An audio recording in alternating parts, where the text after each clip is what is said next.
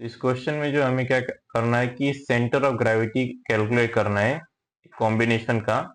इसके लिए figure hopefully हमें ऑलरेडी गिवन है। इसमें बोला क्या है कि सॉलिड स्फीयर है 18 सेंटीमीटर डायमीटर का, जिसे रखा गया है एक सिलेंडर के ऊपर जो भी 18 सेंटीमीटर डायमीटर का है। तो दोनों का डायमीटर सेम है और सिलेंडर का जो हाइट है वो 40 सेंटीमीटर है। और यहाँ पे एक और चीज बोली है, that their axis coincide. Axis coincide का मतलब होता है कि जो इसका एक्सिस है दोनों एक दूसरे के सेंटर के ऊपर रखे गए हैं प्रॉपरली। तो ये उसका मतलब होता है। तो यहाँ पे हम सॉल्यूशन की तरफ आगे बढ़ते हैं, उससे पहले हमें यहाँ पे रेडियस कैलकुलेट करनी पड़ेगी, क्योंकि यहाँ पे हमें डायमीटर दिया है दोनों का, रेडियस नहीं दी है।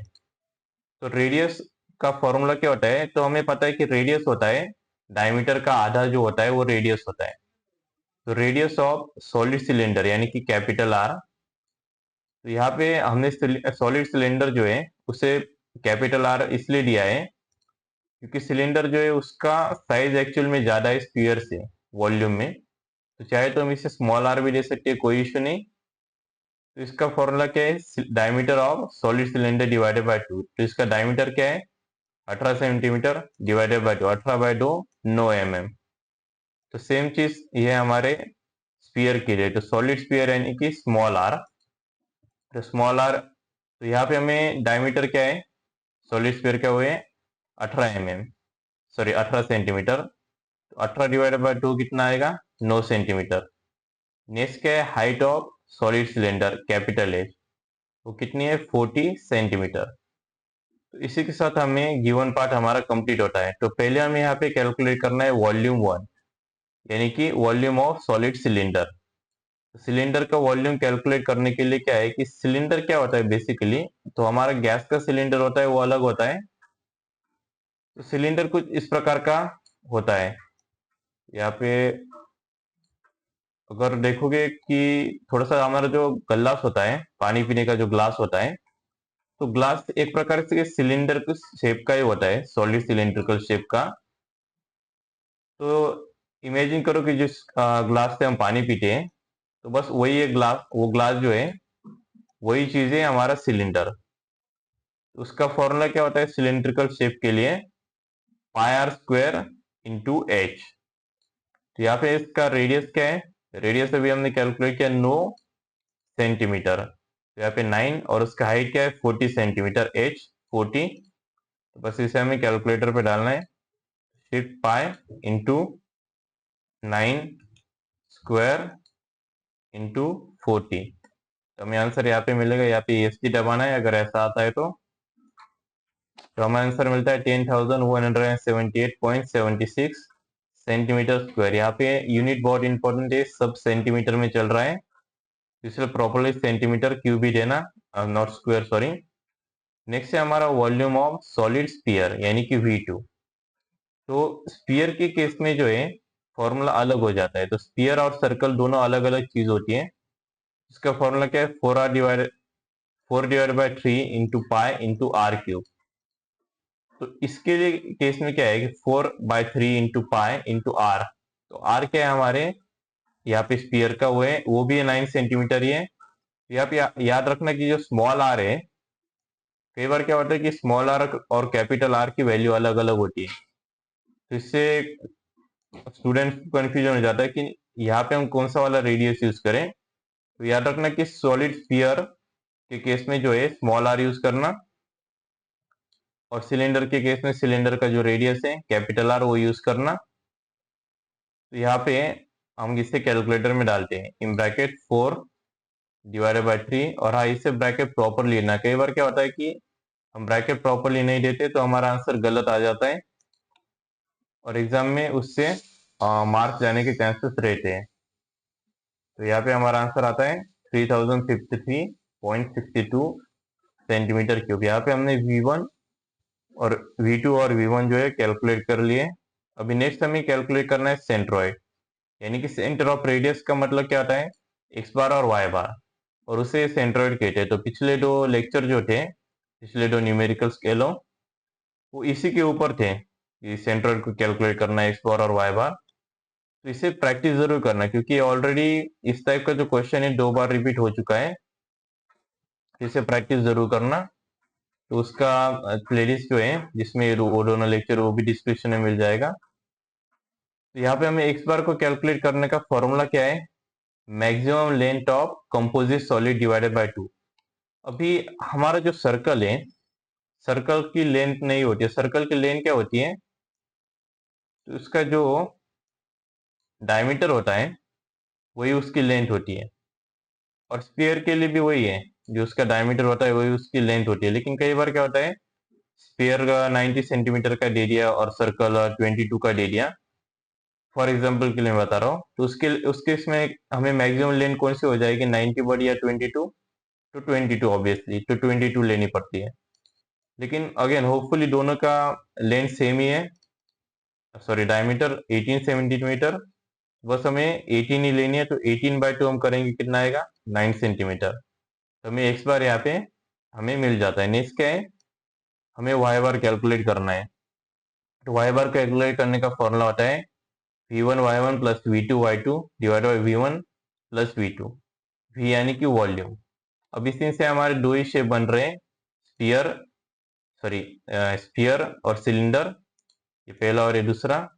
इसलिए हमने सिर्फ 2 तक ही गए। अगर 3 शेप बन रहे होते तो हम प्लस v3 इंटू y3 भी करते। तो यहाँ पे v1 यानी कि वॉल्यूम 1, तो पहला हमारा वॉल्यूम क्या है, उससे पहले हमें y1 और y2 कैलकुलेट करना पड़ेगा। तो वो देखते हैं। तो y1 का फॉर्मूला क्या है? तो y का एक्चुअली जो फॉर्मूला होता है वो थोड़ा सा अलग होता है, तो यहाँ पे मैं उसे लिख भी देता हूँ। तो y इक्वल टू जो होता है, यहाँ पे y का फॉर्मूला होता है depth of section plus remaining depth. तो इसे मैं समझाता हूँ कि कैसे काम करता है। तो पहले हमारा जो सेक्शन आता है यहाँ पे, पहला हमारा सेक्शन यहाँ पे होता है सिलेंडर, और दूसरा क्या होता है यहाँ पे? स्फीयर। तो पहले हम यहाँ पे सिलेंडर की केस में देखते हैं y1, क्योंकि सिलेंडर पहला है। तो सिलेंडर डेप्थ ऑफ सेक्शन, तो हमारे सिलेंडर की डेप्थ क्या है? 40 mm, सॉरी 40 सेंटीमीटर। तो 40 डिवाइडेड बाय 2 प्लस 40 के नीचे जो है रिमेनिंग डेप्थ, 40 के नीचे कुछ रिमेनिंग डेप्थ दिख रही है कि यहाँ पे 40 के नीचे कुछ भी नहीं जा रहा, तो इसे 40 प्लस 0, सॉरी 40/2 प्लस 0, इसे प्लस 0 को कैंसिल भी कर सकते हैं।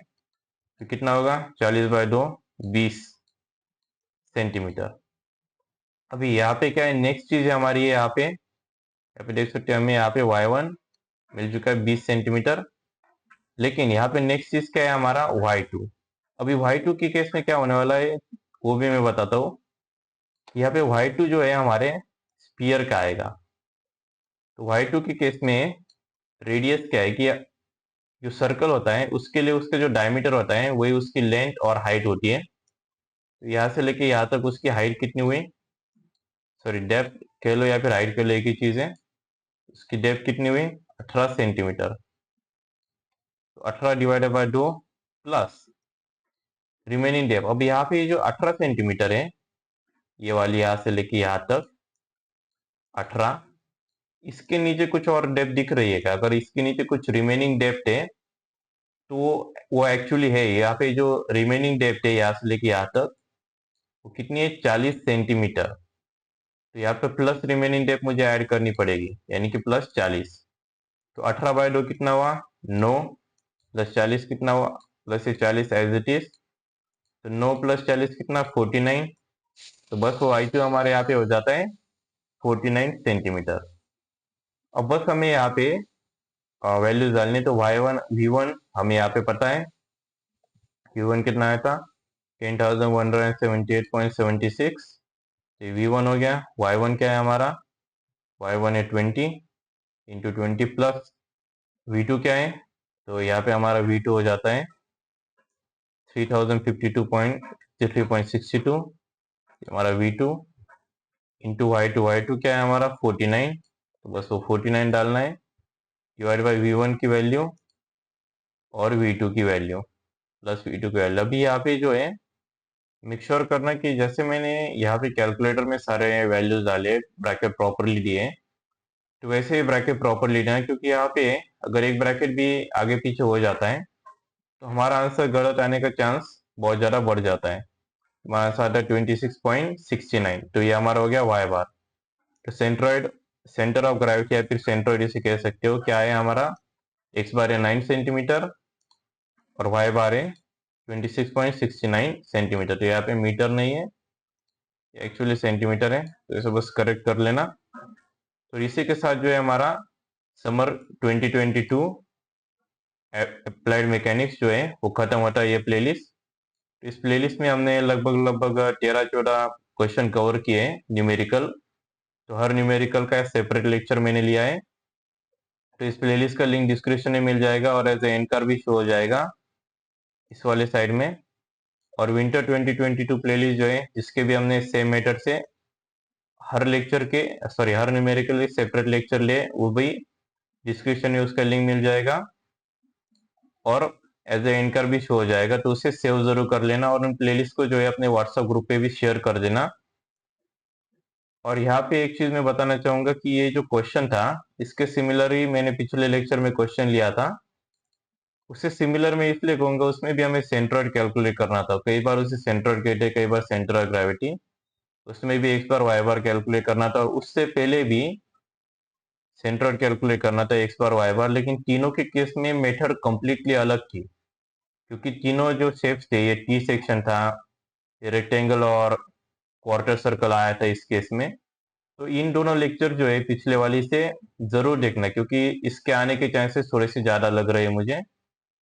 तो इसे चेकआउट जरूर कर लेना और जाते जाते जो है चैनल को सब्सक्राइब, वीडियो को लाइक और शेयर जरूर कर देना।